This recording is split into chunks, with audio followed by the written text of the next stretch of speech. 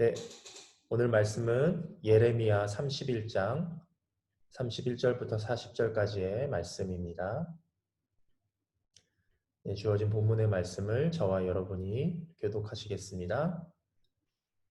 여호와의 말이다. 내가 이스라엘의 집과 유다의 집과 새 언약을 맺을 날들이 오고 있다.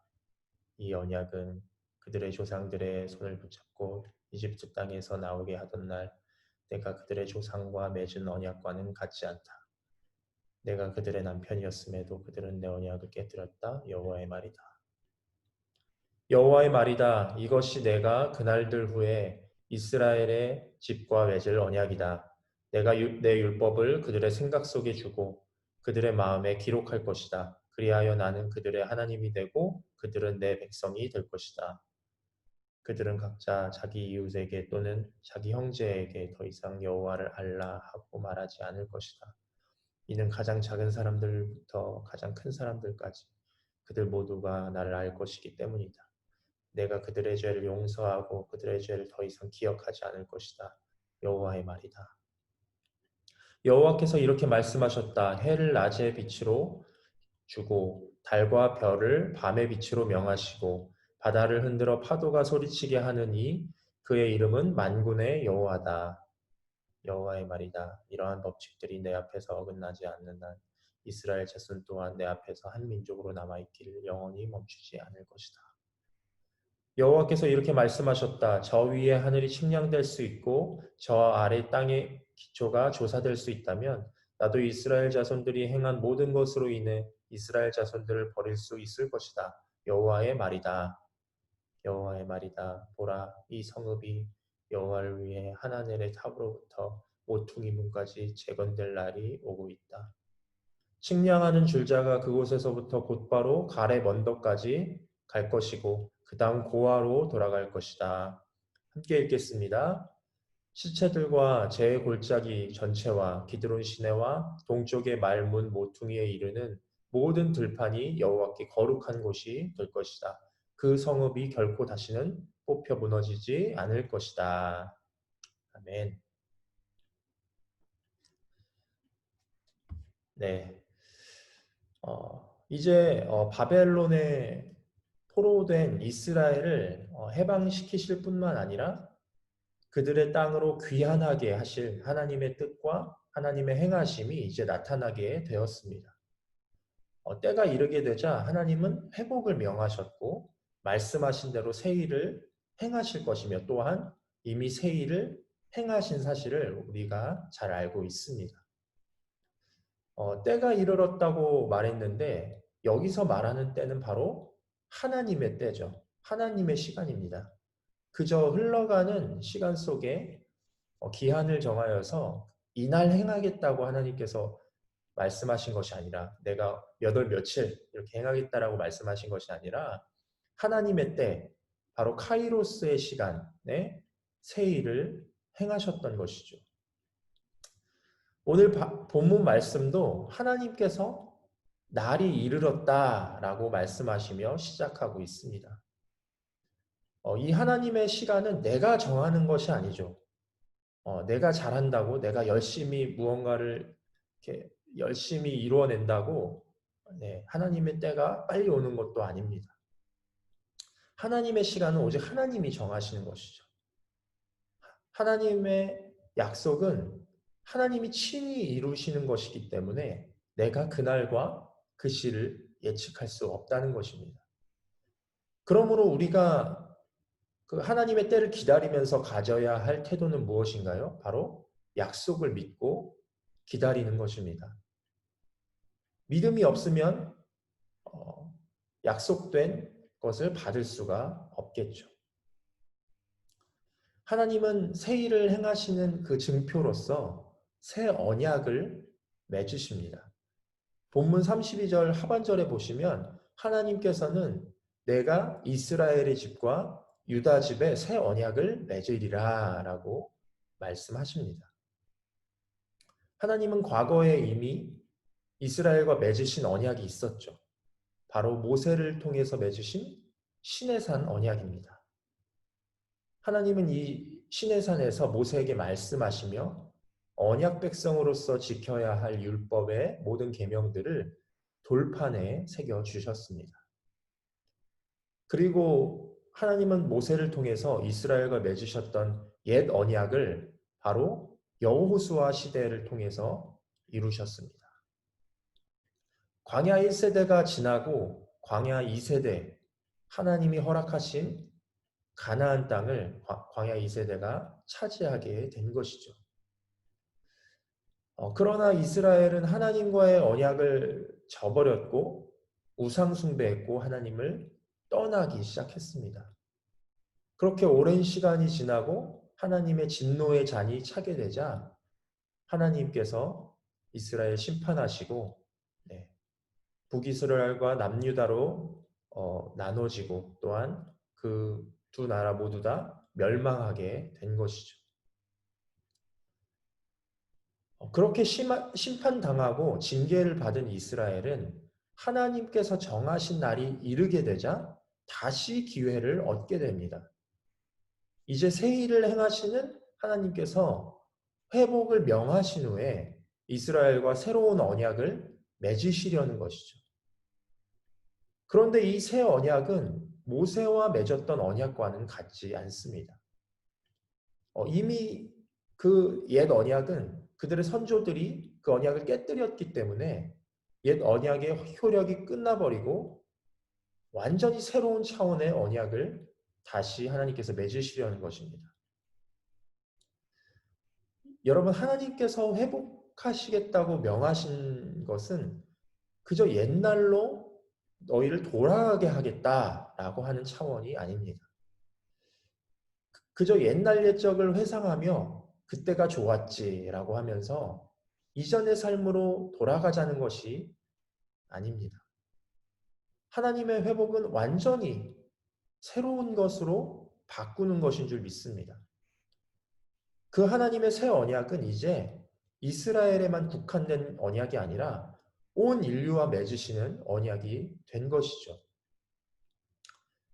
여러분, 이해하기 쉽게 좀 예를 들자면 우리가 TV를 보다가 고장이 나면 AS를 맡기지 않습니까?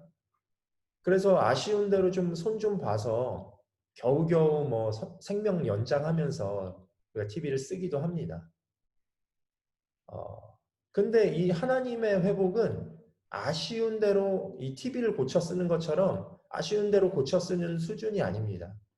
마치 완전히 신상 QLED, 스마트 TV, 삼성 좋은 거 있잖아요. 그걸로 바꿔주시는 것과도 같은 것입니다.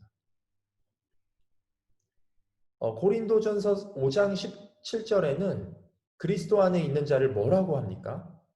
바로 새로운 피조물이라고 부릅니다. 이전 것은 지나갔으니 보라 새 것이 되었도다 라고 말씀합니다. 그러므로 하나님의 회복은 완전히 새로운 차원의 것을 주시는 것이라고 할 수 있겠습니다. 새 언약과 옛 언약은 완전히 다르다는 것이죠. 또한 옛 언약과 새 언약의 차이점이 하나 더 있습니다. 그것은 바로 옛 언약은 돌판에 기록했지만 새 언약은 마음에 기록해야 한다는 것입니다. 이전에는 돌판에 기록된 대로 언약을 지키지 않고 불순종할 시 그 기록된 대로 저주를 받았지만 저주를 피할 수 없었지만 새 언약의 시대는 하나님께서 그의 백성들의 생각의 율법을 주시고 그 주어진 율법을 마음에 새기도록 하신다는 것입니다. 우리 한번 본문 33절을 함께 읽겠습니다. 여호와의 말이다. 이것이 내가 그날들 후에 이스라엘의 집과 맺을 언약이다. 내가 내 율법을 그들의 생각 속에 주고 그들의 마음에 기록할 것이다. 그리하여 나는 그들의 하나님이 되고 그들은 내 백성이 될 것이다. 이제 하나님께서 그의 백성들의 마음에 하나님의 말씀을 새기셔서 스스로 거룩한 삶을 살아갈 수 있는 존재로 바꾸신 것입니다. 이전에는 돌판에 새겨진 하나님의 계명을 봐야만 우리가 하나님의 말씀을 알 수 있었고 또한 내가 죄를 전가시킨 그 제물이 제단에서 처참하게 난도질 당하여 불에 타 죽는 것을 봐야만 내 죄가 얼마나 끔찍한 것인지를 알 수 있었습니다. 봐야만 알 수 있었죠. 그러나 이제는 마음속에 이미 하나님의 말씀이 새겨짐으로 우리는 모두 다 새 언약의 백성으로 살아갈 수 있게 된 것입니다. 더 이상 율법 아래 있지 않고 믿음으로 살아가는 존재가 되었다는 것이죠. 하나님은 이스라엘과 약속하시며 후에 예수 그리스도를 보내시어 우리를 위한 대속물로 삼으실 것까지 이 새 언약을 통해서 다 증명하고 나타내고 계신 것입니다. 율법으로는 죽을 수밖에 없는 죄인들을 새 언약의 은혜로 구원하시기 원하셨던 것입니다. 새 언약은 이스라엘의 어떠함과는 상관없이 무조건적인 은혜를 주시기 위한 하나님의 은혜의 방편이라고 볼 수 있습니다. 하나님이 정하신 언약이기 때문에 영원히 멈출 수 없는 것이죠. 본문 35절에 보시면 하나님께서 어떤 분인지 우리에게 친히 말씀하십니다. 그리고 36절에는 이렇게 말씀합니다. 이러한 법칙들이 내 앞에서 어긋나지 않는 한 이스라엘 자손 또한 내 앞에서 한 민족으로 남아있기를 영원히 멈추지 않을 것이다. 여러분, 이스라엘이 자격이 있어서 이러한 하나님의 다스리심과 새 언약의 은혜를 받은 것입니까? 그렇지 않죠. 이스라엘은 끊임없이 그리고 꾸준히 하나님을 배반해 왔습니다. 그래서 하나님의 심판을 받게 된 것이죠. 그러나 하나님은 그런 이스라엘을 통해서 다시 새로운 언약을 세우시며 그냥 이스라엘만 구원하실 뿐만 아니라 온 인류를 구원하실 계획을 세우셨습니다. 이것은 그저 하나님의 의지이고 하나님의 백성들을 향한 사랑인 것입니다. 여러분, 우리는 어떠합니까? 우리가 자격이 있어서 하나님의 약속 위에 서 있는 것이 아니죠. 우리는 하나님의 은혜를 입은 존재로서 그 자체만으로 존귀한 존재입니다. 그러나 반면에 성경은 인간의 존엄성만을 이야기하지 않죠. 인간이 얼마나 곤고한 존재인지 로마서만 봐도 우리는 충분히 알 수 있습니다. 바울도 자기 스스로를 가리키면서 사망의 공고한 몸, 누가 이 사망의 공고한 몸에서 나를 건져내랴라고 또한 또 푸념 섞인 그런 말도 한 적이 있죠. 그리고 자기를 죄인 중에 괴수라고 표현할 정도로 이 육체에는 소망이 없음을 바울은 깊이 깨달았습니다. 결국 우리가 성경을 읽으면서 알 수 있게 되는 것은 내가 어떠하냐가 중요한 게 아니라는 것입니다. 성경은 나를 발견하기 위해서 읽는 책이 아니죠. 성경은 바로 하나님이 어떠한 분인가를 알아가는 책이라고 우리는 볼 수 있습니다. 하나님이 어떠한 분인가 아는 것이 매우 중요하다는 것입니다. 하나님의 약속, 하나님의 사랑과 하나님의 은혜, 거기에 우리의 초점을 맞추어야지 자꾸 내가 어떤 존재인가에 대한 초점을 맞춘다면 우리는 금방 우울해질 것입니다. 왜냐하면 우리의 육체 가운데 내가 이 땅을 살고 있는 동안에 우리에게 무슨 소망이 있겠습니까? 오직 우리의 모든 소망은 하나님께 있는 줄 믿습니다. 그러므로 여러분, 하나님의 약속을 믿으십시오. 나 같은 사람도 하나님의 백성으로 살도록 새 언약을 허락하신 하나님만 바라보시기 바랍니다. 절대 나를 바라보지 마시고 크신 하나님을 바라보시기 바랍니다. 우리를 회복하시는 분, 회복시키시는 분, 그리고 온전케 하시는 분은 오직 하나님 한 분뿐이십니다. 결국 우리는 우리를 새롭게 하실 뿐만 아니라 온전하게 하실 것이라고 하나님께서 우리 가운데 약속하셨습니다. 우리 본문 38절부터 40절까지의 말씀을 다 같이 한 목소리를 읽겠습니다. 시작. 여호와의 말이다. 보라, 이 성읍이 여호와를 위해 하나넬의 탑으로부터 모퉁이 문까지 재건될 날이 오고 있다. 측량하는 줄자가 그곳에서부터 곧바로 가렙 언덕까지 갈 것이고 그 다음 고아로 돌아갈 것이다. 시체들과 제의 골짜기 전체와 기드론 시내와 동쪽의 말문 모퉁이에 이르는 모든 들판이 여호와께 거룩한 곳이 될 것이다. 그 성읍이 결코 다시는 뽑혀 무너지지 않을 것이다. 결국 이스라엘 예루살렘 성이 재건될 것이며 그 성읍은 영원히 뽑혀 무너지지 않을 것이라고 하나님께서 선언하십니다. 새 언약의 백성들은 이 소망을 붙들고 영원히 무너지지 않는 하나님의 성에서 영원히 변하지 않을 하나님의 약속을 붙들고 살아가야 할 줄로 믿습니다. 결국 예수 그리스도의 다시 오심을 통해서 이 모든 새 언약의 요구들이 완성될 것입니다. 여러분, 우리는 새 언약의 시대에 살고 있습니다. 더 이상 우리는 옛 언약을 붙들지 않아도 되는 것이죠. 만약 우리가 옛 언약에 갇혀 있다면 우리는 율법 아래서 절대 자유로워질 수 없겠죠. 그러나 예수님께서 오셨고 또한 우리 가운데 다시 오실 것이기 때문에 우리는 예수님을 믿음으로써 자유를 누리게 되었고 소망을 갖게 되었고 영원한 하나님의 나라를 바라볼 수 있게 되었습니다. 이제 그 영원히 쇠하지 않을 하나님의 나라를 바라보면서 우리에게 허락하신 약속을 붙들고 나아가는 저와 여러분이 되시기를 간절히 바랍니다. 결국 우리의 모든 힘든 시간들도 다 끝나게 될 것입니다. 이 코로나 시대도 이제 끝나게 될 것이고 또한 하나님의 때가 하나님의 행하심이 급속도로 나타나게 될 것입니다.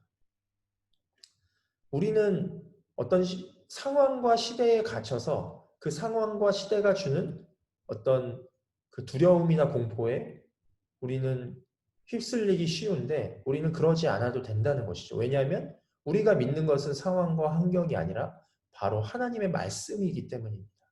영원히 변하지 않을 하나님의 말씀, 하나님의 약속, 그 하나님의 언약, 우리는 그것을 붙들어야 하는 것이죠. 여러분, 믿음으로 꼭 승리하시기 바랍니다. 믿음으로 승리하시고 결국에 이 약속 위에 우리의 모든 인생을 맡기는 저와 여러분이 되시기를 간절히 소망합니다. 시간 함께 기도하시겠습니다. 네. 율법 아래 놓인 옛 언약의 삶이 아닌 은혜 아래 놓인 새 언약의 삶으로 살아가게 하여 주시옵소서. 기도해 주시고 나의 연약함을 바라보지 말고 새 언약의 주체이신 하나님을 바라보게 하소서. 기도하시고 또한 세 번째, 영원히 쇠하지 않는 하나님의 나라를 소망하게 하시고 약속을 붙드는 믿음으로 승리하게 하여 달라고 우리 이 세 가지 기도 제목을 가지고 우리 함께 통성으로 기도하시겠습니다. 하나님 감사합니다. 율법 아래 놓인 옛 언약의 삶이 아닌 은혜로 살아가게 하여 주시옵소서.